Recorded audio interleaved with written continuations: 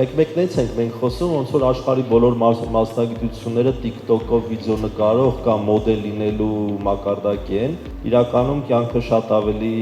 բարդ է այդ առումով, սենց հետաքրքիր կատակը ասում է չգիտես ինչի, բոլորը ասում են կյանքում պետքա փորձել օդապարիկից թռնելու թմրանյութեր, բայց ոչ մեկ չի ասում պետքա քվանտային էլեկտրադինամիկայով զբաղվել փորձել։ Ցանկացած երեխա իր աճի գլխավոր նախապայմաններից մեկն է, ինքը պետքա թեթևակի դիսկոմֆորտ զոնայում գտնվի։ Ինչի նկատի։ Այսինքն,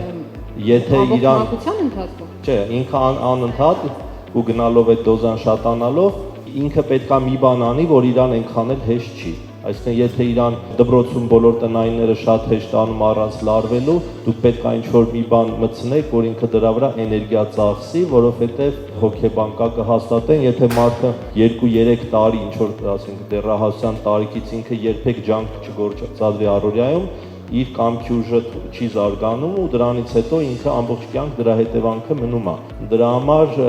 դեր ասած ինչ